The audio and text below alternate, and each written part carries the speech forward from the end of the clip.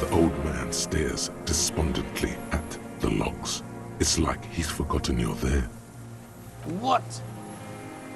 But you said I would be taken to the... This terror is the sum of all the uncontrollable movements and mood swings he's been exhibiting. Your Wayfarer rights have been suspended. Information provided to the officers on the scene will be used against you by the prosecution. You will be given legal counsel within 1 week and must face court in 44 days. Do you understand?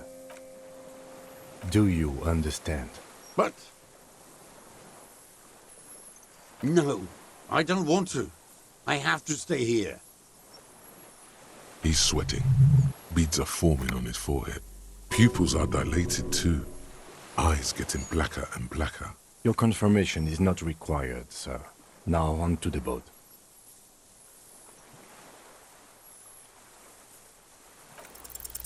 There it is again. To your north, as it has been since you came to the coast. The reeds whisper, stalks rubbing against each other. But then, in the middle of it, something completely different. It sounds like a bow, very slowly being drawn against the strings of a violin. A very small violin, made of reeds and rushes. Maybe there is room for 3 on the boat. What? What are you talking about? Is this... really us? Your skin crawls.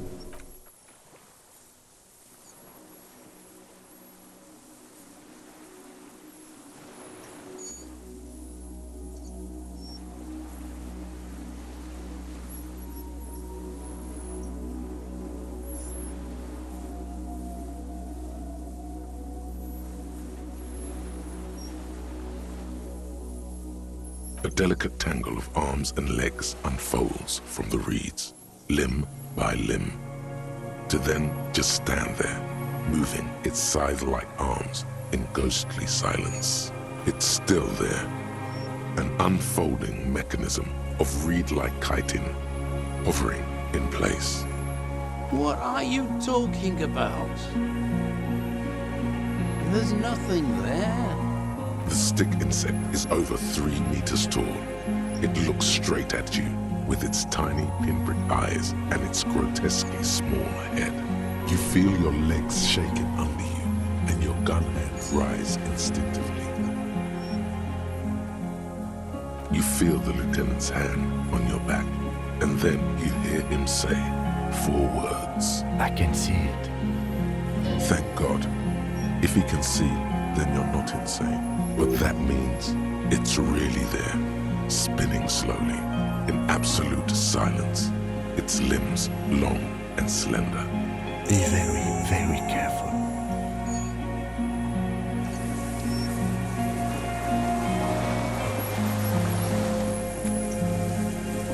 The creature stands on long stilt-like legs, antennae hanging from his head like a woman's hair, white and curled at the tips.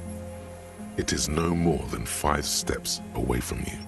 The segmented antennae move with apprehension, searching for something. You, reed-like tufts stick out of its joints. As the insect moves its forearms, it produces a faint hiss, like a reel-to-reel machine spinning after the tape breaks. The hiss is different from the strings you heard before. It says something else in a lower pitch.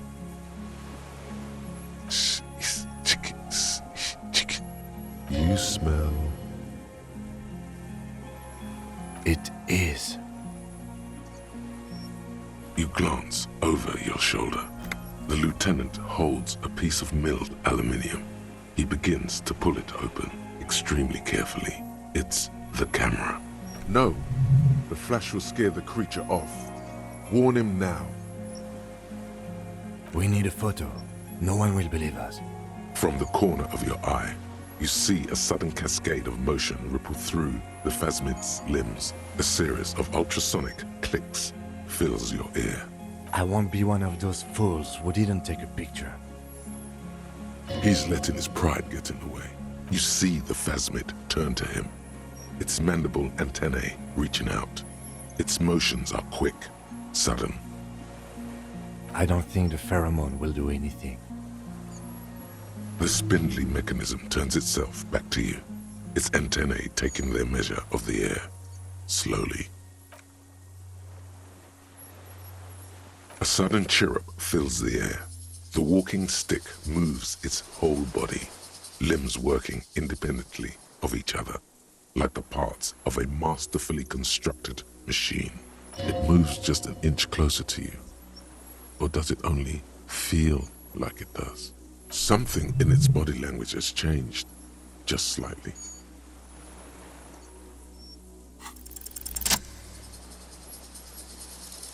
Slowly, with your breath held, you take 2 small steps toward the Phasmid. The creature lets out a series of ultrasonic clicks that swarm around your head like swallows. Like laughter, a sort of happiness. Sweat drips from your brow, soaking your chest. You reek of it, your chemicals. Hissing and clicking, it extends its mandible-like antennae to greet you. You're right below it now, looking up at the colossal chitin of its white limbs. The head of the creature is crowned by reeds, and its eyes are like small droplets of water. The insect stops its stridulation, seeming to observe you. Below its crown of reeds, little pinprick eyes detect motion, glittering. The world stands still around you. Suddenly, there is silence. As you do, the invertebrate comes to life, its limbs moving independent of each other, as if each has a mind of its own. They are white, like stalks of porcelain, knitting above you, praying to you.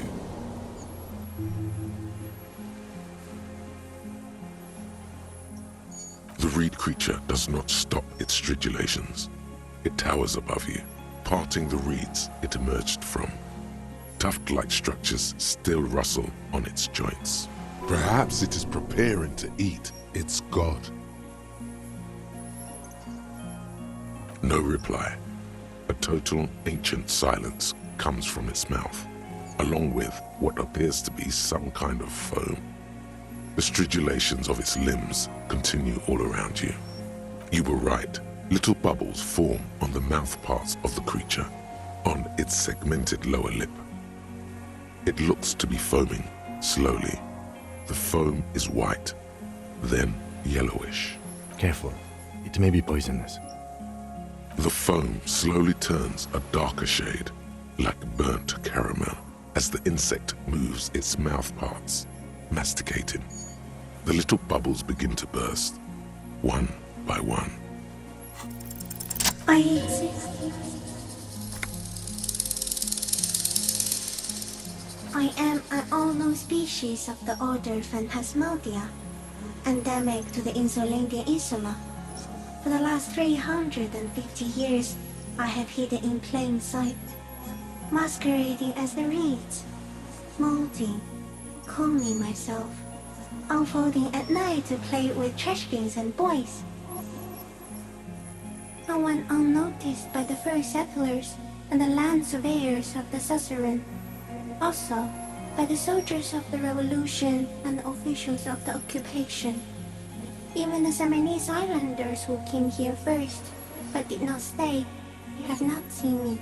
I have stayed hidden through 4 forms of government and 2 scientific revolutions, until I was accidentally discovered by a detective of the citizen militia in Rebelshaw, district of Martinez, March 51. No, you are the miracle. The moral of our encounter is, I am a relatively medium life form, while you are extreme, all-engulfing madness. A volatile simian nervous system, ominously new to the planet. The Pale too came with you. No one remembers it before you. The Nidarians do not. The radially symmetrics do not. There is an almost unanimous agreement between the birds and the plants that you are going to destroy us all. It is a nervous shadow cast into the world by you, eating away at reality. A great, unnatural territory. Its advent coincides with the arrival of the human mind. You're a violent and irrepressible miracle. The vacuum of cosmos and the stars burning in it are afraid of you. Give me enough time, you will wipe us all out and replace us with nothing. Just by accident. We suspect it will be something like the oxygen holocaust that wiped out anaerobic life 2.6 billion years ago, when organisms first started breathing. Only much worse. Instead of air, you exhale thoughts. There are no trees that eat thoughts. Everything your eyes touch goes back there, behind the nerve mirror. What if you blink? Are we still here? Please don't blink. What if he misplaces us all one day, or just forget? No, you're only thinking it now. This is a revelation. Please be. Or one day, one of you will close your eyes and sigh, and open them to see that none of this ever existed.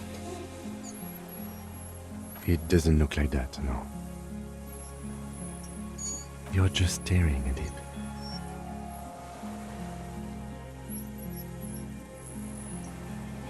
Okay. Is it somehow related to the case? I think we should take the picture, and then you should back away from the unstudied species. No, you're awake. I am real. Light is forming me. This is real. Tell me what it's like for you.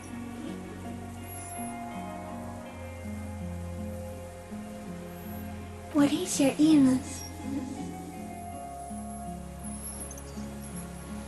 I am not. There isn't even a central nervous system in my head. Only mouth parts for eating white blood clots. Now I will tell you how it is for me. For me, it is a series of half-lit images, a kind of darkness, being intruded upon, transient, dim, moist, shapes of plants and animals, and internal sensations, a swarm of sounds, tiny vibrations on the inside of my forearms. All speak of complexities totally beyond my understanding. I am at the end of a narrow funnel, weightless, so light, it only feels like something to be me. In truth, perhaps I'm nothing. I certainly do not have a soul, and if I did, it would never ache. Few of us can begin to imagine the horror of you, with all of creation reflected in your forebrain. It must be like the highest of hells, a kaleidoscope of fire and writhing glass. Eternal damnation, even when you're sleeping. And when you wake, you carry it around on your neck, with eyes open that cannot help but swallow more behind the mirror. I feel great, mute empathy for you. That must be incredibly hard. The Arthropods are in silent and meaningless awe of you. Know that we're watching. When you're tired, when the vision spins out of control, the insects will be looking on, rooting for you. And when you fall, we will come to raise you up. Bud from you, banner-like, blossom from you and carry you apart in a sky funeral, in honor of your passing. But not me, because I'm just a leaf eater. In honor of your shit, Lieutenant Yfreter, which you kept together in the face of total unrelenting terror, day after day, second by second. Detective arriving on the scene. So am I. I was born to detect sucrose rewards and semiochemicals. What were you born to detect? Yes, no one detected me for such a long, long time. For thousands of years. I dithered out of sight, trapped myself in greenery. No one believed I exist, almost no one, until you came, detective, dripping off blood that smells like strawberries, across the calm sea, the first in 1,000 years. Not even the birds know that, not even the water lily.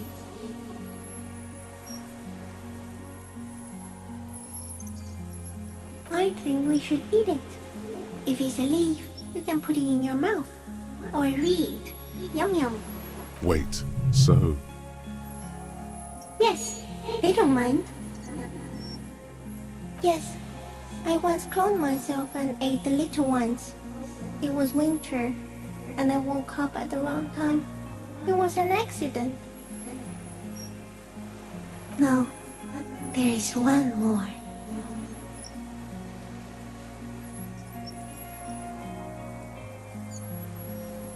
Thank you.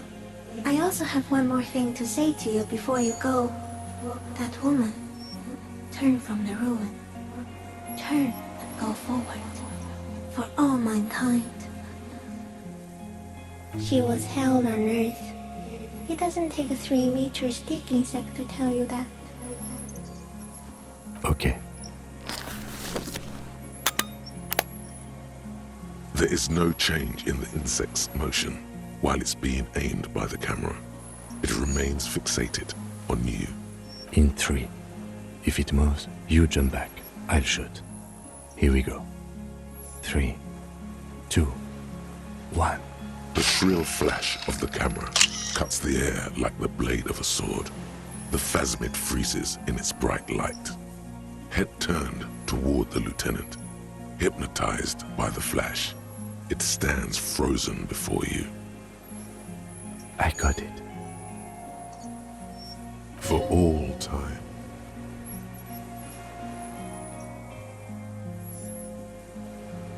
The antennae hang from a great height. With your hand shaking, you barely touch the tip of the left whisker. On contact, the kiting curls into a spiral, like the tip of a poison ivy. Its touch on your fingertip feels cold, ticklish. The sensation is electrifying, resounding through your body. It is surprisingly delicate, the curly end of the whisker, like a young vine. It's even a bit wet. Be careful, detective. It's moving. You were right.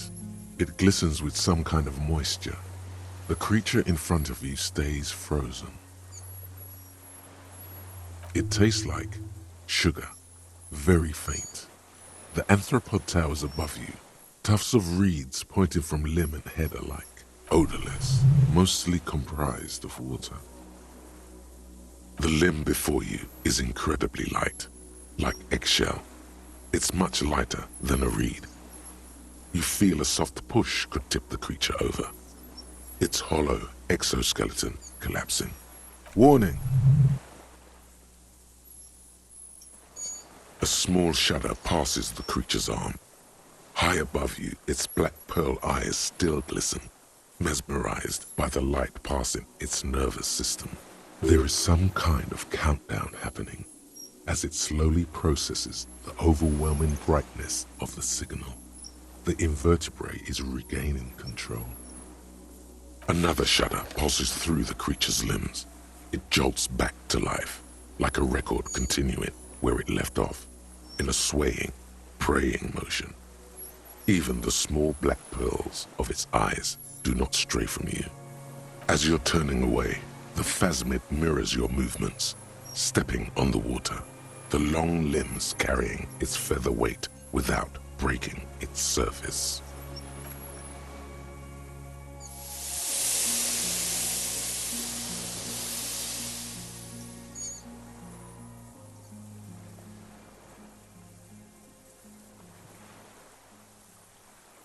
And just like that, it's gone, skating away across the sea's calm mirror like a skipping stone, leaving nothing but circles on the water. And something under it, in the place it stood, bobbing there, among the reeds, a collection of items. It's gone.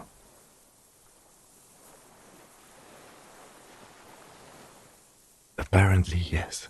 Like a water strider. Only... I've never seen anything like that in my life. Looks like a nest of some sort. We should have a look. What now? In some kind of strange, semi-catatonic state. Our suspect is not looking so good. We need to check on him.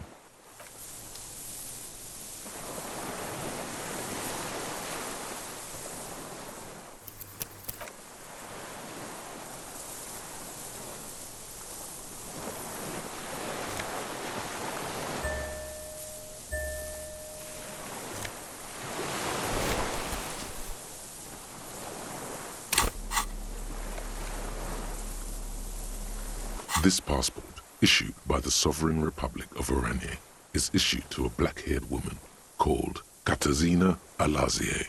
Classia's hidden documents. From the MT boy. It's Klasia, with short black hair and glasses. She looks boyish, younger somehow. Maybe our man, Mr. Dross, took it from Classia's, or whatever her name was. Hiding place, or...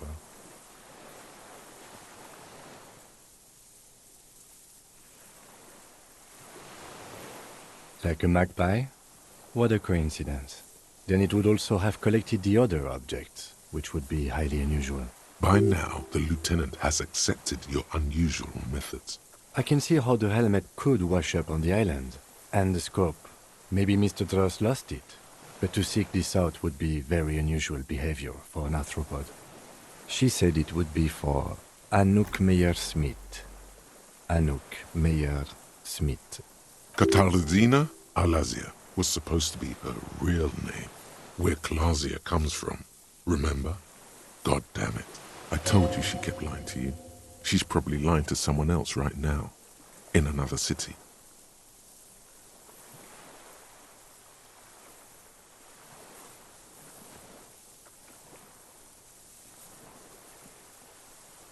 No, she lied to us.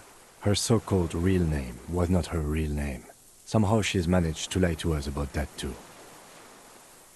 I don't know, but it's not Katarzyna Alazie, or Klasia, or Anouk Meyer-Smith. We didn't even scratch the surface with her, detective. Perhaps it's better that we didn't arrest her. Who knows what hell she'd be raising in my district by now.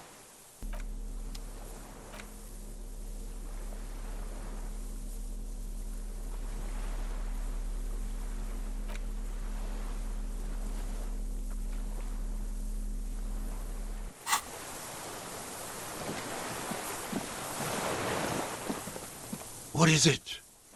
What do you want from me? I can't go. Something is very wrong with him now. See? Mr. Dross? The man does not respond. He keeps staring, black eyes glazed over and bulging from their sockets. His gap-toothed mouth shaking, like an addict of some terrible substance. The plastic cape feels coarse. A light shiver passes the man. Other than that, no reaction. He feels small and frail. He's going into some kind of psychomotor immobility. The good news is, this solves our transportation problem, doesn't it, Mr. Dross? The trembling mouth appears to sigh. Between this and the broken tire he's used for a boat, I think it's safe to leave him here, while we go and get help. It will need to be medical first, I'm afraid. Old age and shock.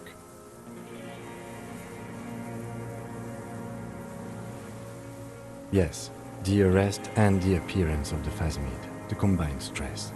But you think it's something more than that, don't you? There's much more. Remember what it said when it spoke? Quite a few things about that health check you did on him make sense now. That could be part of the shock. But you're right, something is off here. Mr. Dross. No response. Then how did we see it? Oh, you mean, whatever does this, does it over time? Teenagers, kids, drunks, sightings are brief, and hence not credible. But anyone who spends a long time with it. Mr. Dross, have you ever seen a stick insect pretending to be the reeds? The doctors will have to look at this. I hope your station has better medical personnel than 57. This is a little advanced for a nurse. He was energetic and articulate. After all these years alone, with little hygiene or medication, I would expect worse.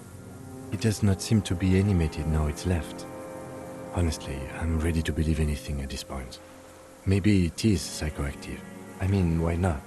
It's 3 meters tall. Like a drug? His pupils appear to be dilated. They still are.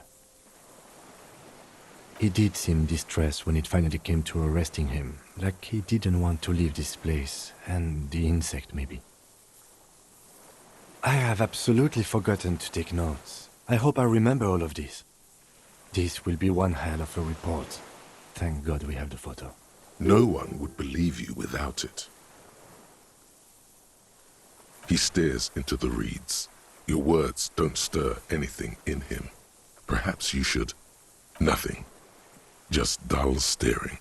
Not even rage left, wherever he is. If Kuno kicked it into the sea, as he said he did, the ebb would put it back here. This makes sense. Mr. Dross could have picked it up. Or the Phasmid even. If it did, this is incredible.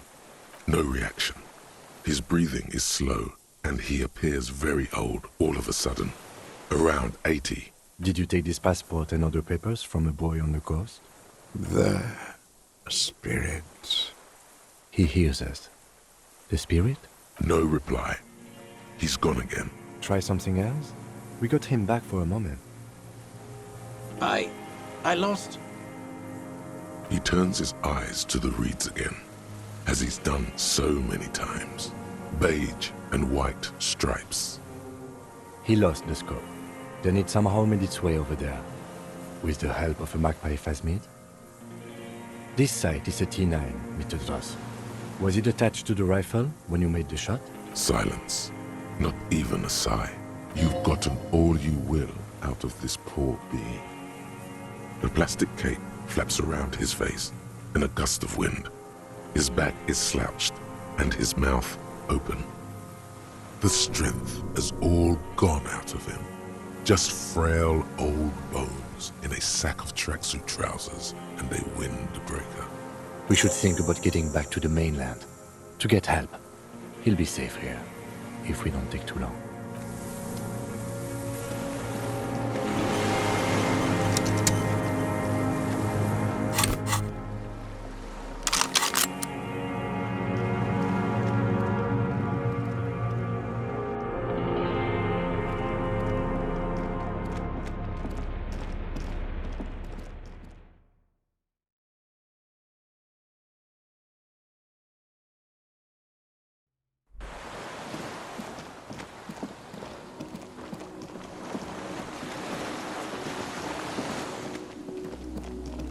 The skiff is swaying on the waves by the dock. Let's. We are done here. The skiff rocks gently under your weight as you get in. The ride back is uneventful and quiet, but for the sound of conversation on the water, there is someone inland waiting for you. 2 men and a woman stand on the concrete square of a nameless village, looking at a small yellow boat as it draws closer. The sea is calm. You reach the jetty and climb out of the skiff.